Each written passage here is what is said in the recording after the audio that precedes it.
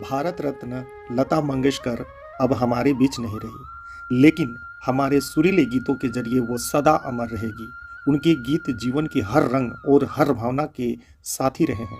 लता मंगेशकर को सुर सम्राज्ञी, स्वर कोकिला और सहस्राब्दी की आवाज़ जैसी न जाने कितनी उपाधि दी गई, लेकिन उनकी सबसे बड़ी पहचान तो उसकी आवाज़ ही रहेगी।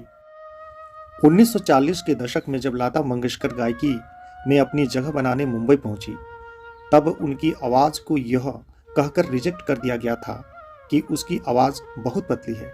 ऐसा करने वाले निर्माता एस मुखर्जी तब यह नहीं जानते थे कि यही आवाज़ आने वाले कई पीढ़ियों तक संगीत जगत पर राज करेगी। लता मंगेशकर ने 1949 में फिल्म महल के लिए आने वाला गीत गाया, तो उस समय पार्श्व गायिका को अधिक तवज्जो नहीं दी जाती थी, इसीलिए यह सार्वजनिक नहीं किया गया कि यह गीत किसने गाया। लेकिन गीत इतना हिट हुआ कि लोग इसकी गायिका के बारे में जानने को उत्सुक थे, जिसके कारण रेडियो स्टेशन को यह जनाने के लिए एसएमवी से संपर्क करना पड़ा। रेडियो स्टेशन ने श्रोताओं को बताया कि यह गीत लता ने गाया है और इसी के साथ देश को एक सितारा मिल गया। इंदौर में जन्मी लता मंगेशकर ने मराठी फिल्म कीर्ति हासिल के लिए मात्र 13 वर्ष की आयु में 1942 ईस्वी में अपना पहला गीत रिकॉर्ड कराया था। उनका अंतिम गाना ठीक नहीं लगता माना जाता है। इस गीत को संगीतकार विशाल भारद्वाज ने पिछले साल अक्टूबर में जारी किया। लता मंगेशकर ने 8 दशक के अपने करियर में हिंदी, मराठी, तमिल, कन्नड़ और बंगाली समेत 36 भारतीय भाषाओं में 30,000 गीत गाए। लता दीदी का जन्म 28 सितंबर 1929 को इंदौर में एक मराठी संगीतकार पंडित दीनानाथ मंगेशकर और गुजराती गृहिणी सेवंती के घर हुआ था। यह दीनानाथ और सेवंती के 5 बच्चों में सबसे बड़ी थी। लता के अलावा मीना, आशा, उषा और हृदयनाथ उनके बच्चे थे। लता जब मात्र 5 साल की थी, तभी उनके पिता ने उनके भीतर की महान गायकी को पहचान लिया था। दीनानाथ मंगेशकर के अचानक निधन के बाद परिवार का बोझ 13 वर्षीय लता के कंधों पर आ गया। ऐसे में पारिवारिक मित्र मास्टर विनायक ने उसकी मदद की और लता मंगेशकर ने उनकी रंगमंच कंपनी में गाना और अभिनय करना शुरू कर दिया।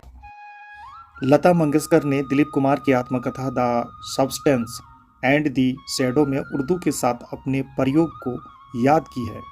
वर्ष 1947 में हुई मुलाकात को याद करते हुए मंगेशकर ने लिखा कि विश्वास ने उन्हें कुमार से यह कहते हुए मिलवाया, यह लता है, बहुत अच्छी गाती है। इस पर कुमार ने जवाब दिया, अच्छा कहाँ की है? और विश्वास ने उनका पूरा नाम लता मंगेशकर बताया। कुमार का वास्तविक नाम यूसुफ खान था और वह दिलीप कुमार के नाम से मशहूर थे। लता ने पुस्तक में कहा, यूसुफ भाई की वो टिप्पणी जब उन्हें पता चला कि मैं एक मराठी हूँ, वह कुछ ऐसी है जिसे मैं संजोती हूँ और इसने मुझे हिंदी और उर्दू भाषा में पूर्णता की तलाश को प्रेरित किया, क्योंकि मैं इसमें कमज़ोर थी। उन्होंने बेहद सच कहा था। जो गायक उर्दू भाषा से परिचित नहीं थे, वे उर्दू के शब्दों के उच्चारण में हमेशा फंस जाते हैं और इससे श्रोताओं का मज़ा खराब हो जाता है। गायिका ने कहा था कि इससे शुरुआत में तो उन्हें अफसोस हुआ। उन्होंने कहा, तब मैंने टिप्पणी पर विचार किया और मुझे एहसास हुआ वह सही थे और उन्होंने इसे मेरे उच्चारण में सुधार करने के इरादे से कहा था।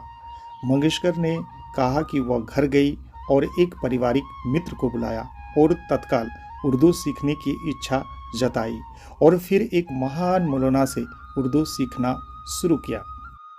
ये बात बहुत कम लोगों को पता है कि लता की काबिलियत को सबसे पहले नूरजहां ने ही पहचाना था और उन्होंने 40 के दशक में ही भविष्यवाणी कर दी थी कि लता एक दिन दुनिया की मशहूर गायिका बनेगी। कहानी 1944 की है, जब कोल्हापुर में नूरजहां और लता की मुलाकात हुई। नूरजहां शूटिंग के लिए कोल्हापुर पहुंची। लता उस दौरे में एक कंपनी प्रफुल्ल पिक्चर के लिए काम करती थी। पाकिस्तान के डॉन न्यूज़ को दिए एक इंटरव्यू में खुद लता ने कहा था, मैं कोल्हापुर में प्रफुल्ल पिक्चर में नौकरी करती थी। 2 गानों के लिए नूरजहां कोल्हापुर आई थी। वह एक दिन सेट पर बैठी थी।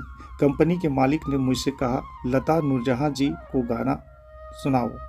मैं उस वक्त 14 साल की थी। मैंने पहले क्लासिकल गाना गाया, फिर उन्होंने कहा फिल्म का गाना सुनाओ। मैंने फिल्म का गाना गाया। उनके बाद नूरजहां जी ने कहा कि तुम अच्छा गाना गाती हो, लेकिन क्लासिकल गाने का रिवाज करो।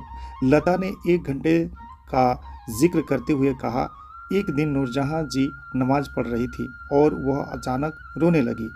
मुझे बड़ा अजीब लगा। मैंने उनसे पूछा कि आप क्यों रो रही हो? तो उन्होंने बताया कि मैं खुदा से कह रही थी कि अगर मैंने कोई गुनाह किया हो तो मुझे माफ़ कर दे। मैं उस वक्त बहुत छोटी थी, मुझे कुछ समझ में नहीं आया और मैं वहाँ से भाग गई। जब नूरजहां ने पहली बार लता की आवाज़ सुनी तो उनके मुंह से यही निकला कि ये लड़की एक दिन बड़ी सिंगर बनेगी। नूरजहां जब खाली होती तो लता के गाने सुनती रहती। लता खुद नूरजहां की प्रशंसक हुआ करती थी। उन्होंने अपने गानों की तारीफ सुनकर उनकी खुशी का ठिकाना नहीं रहा। खुद लता ने बात कही थी कि नूरजहां उनकी मॉडल रही है। कहा जाता है कि दोनों की जब भी मुलाकात होती, नूरजहां जब भी लता से मिलती, उनके गाने सुनती। और बहुत सारी बातें हैं दोस्तों, मैं बताऊं तो पूरी रात कट जाएगी।